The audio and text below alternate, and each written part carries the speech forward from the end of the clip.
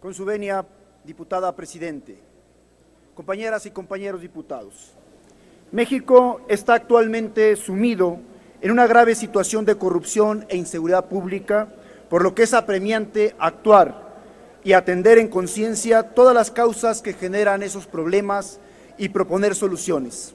El Estado mexicano, en sus 3 ámbitos de gobierno, tiene para con sus gobernados como principal obligación garantizar la seguridad pública. Y como parte fundamental de esta obligación, el constituyente formuló el artículo 21 constitucional, donde estableció la institución del Ministerio Público, quien en su ámbito federal o estatal deberá coordinarse con los otros niveles de gobierno para cumplir con los objetivos de su investigación y persecución de delitos. Para cumplir con el objetivo de garantizar la seguridad pública, se hicieron reformas constitucionales importantes. La primera en 1994, en el sentido de que el nombramiento que hiciera el titular del Poder Ejecutivo del Procurador General de la República tendría que ser ratificado por el Senado. Este es el primer antecedente de pesos y contrapesos para que el perfil de un verdadero Procurador de la República fuera imparcial, objetivo, eficiente, y sin embargo, a varias décadas de esa reforma constitucional, los resultados no fueron los esperados. Al contrario, estamos igual que en el 94 de índices criminales.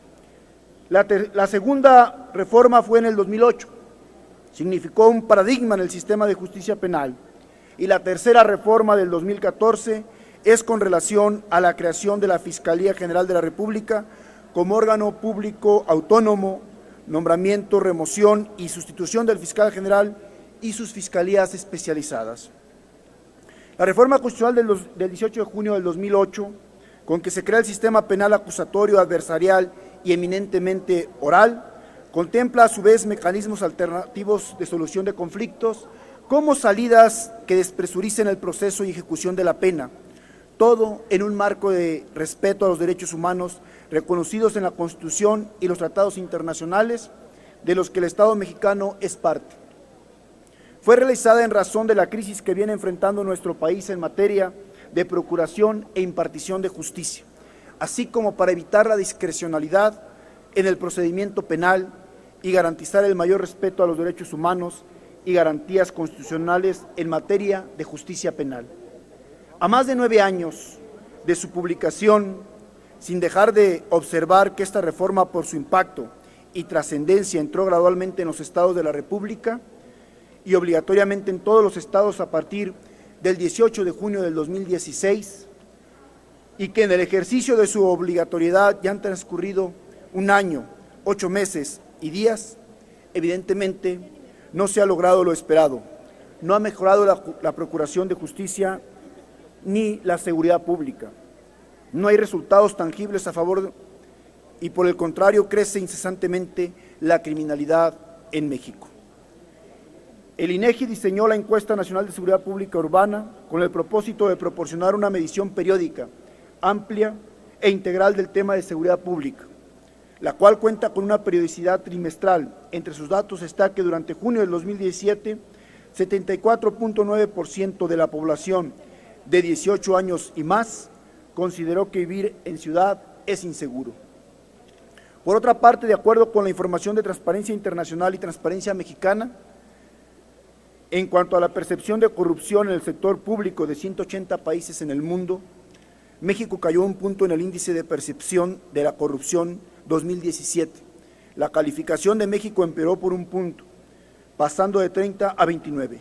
Esto ubica a México en la posición número 135 de 180 países evaluados en materia de anticorrupción. Transparencia Internacional refiere que a nivel regional México se encuentra entre las peores posiciones de América Latina y el Caribe, por debajo de Brasil, Argentina y Colombia, y ocupando la misma posición que Honduras y Paraguay. De la región latinoamericana, solo Guatemala, Nicaragua, Haití y Venezuela están peor que México. Transparencia Internacional afirma que México, junto a Rusia, es el país peor evaluado del G20 y el peor evaluado de la Organización para la Cooperación y el Desarrollo, la OCDE. No puede dejarse de mencionar lo trascendental de tener una fiscalía que esté al servicio de la legalidad y la justicia, no como acontece al servicio de intereses ajenos a la procuración e impartición de justicia, encaminados a la impunidad.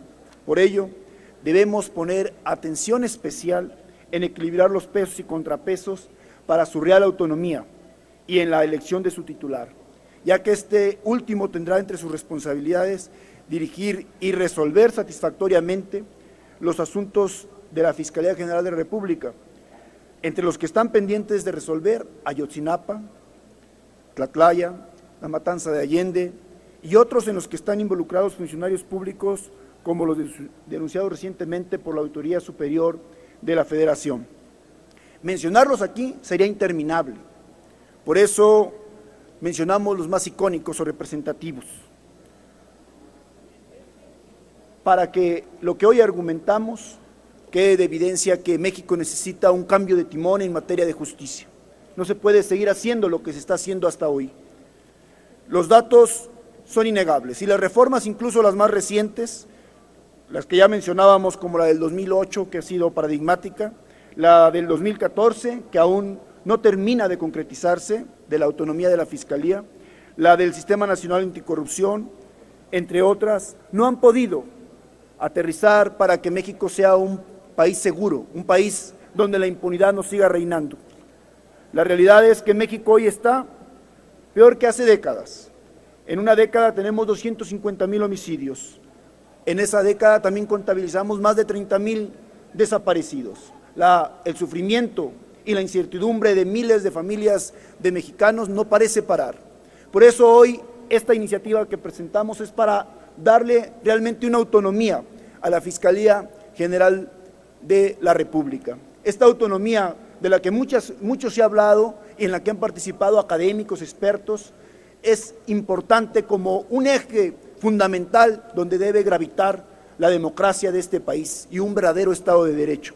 Por eso, lo primero que proponemos es que el perfil del fiscal tenga que ser un perfil idóneo y que eso también se replique a todas las fiscalías o procuradurías del país, donde se lleva el 80% de los casos criminales.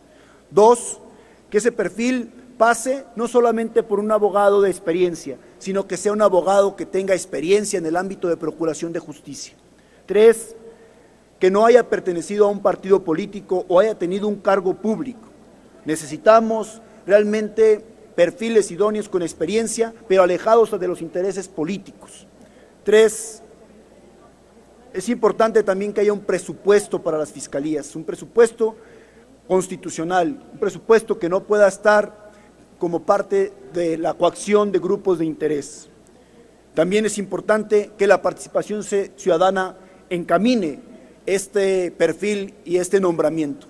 La rendición de cuentas es importantísima, ya no puede quedarse al arbitrio solamente de los grupos políticos, de la partidocracia, el nombramiento del fiscal general, porque eso ya lo hemos tenido.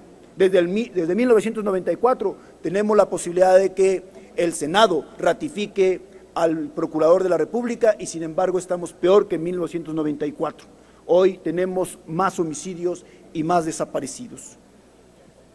Esta rendición de cuentas implica la supervisión dentro de un consejo de la organización de la sociedad civil organizada para que permanentemente esté siendo evaluada. Que cada 2 años el fiscal general de la República pueda estar siendo ratificado por el Senado y que el nombramiento pase por una elección transparente completamente donde participe, por supuesto, el Senado y el presidente de la República, pero también la sociedad civil organizada.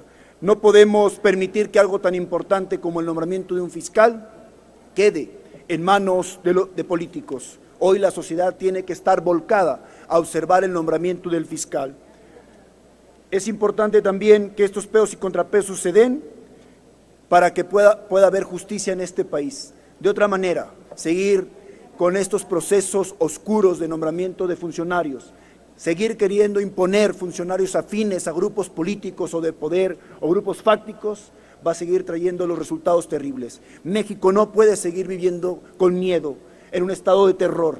México no puede seguir al nivel de democracias de corrupción, de incertidumbre y de impunidad, como países que han tenido guerras civiles como Siria, como Irak y como ese tipo de países. México tiene una grandeza y en esa grandeza debe de estar la altura de miras para nombrar al fiscal de los mismos partidos políticos. No más fiscales carnales, no más fiscales políticos, sí a una fiscalía que sirva, sí a un México sin miedo y en paz. Es cuanto, diputada presidenta.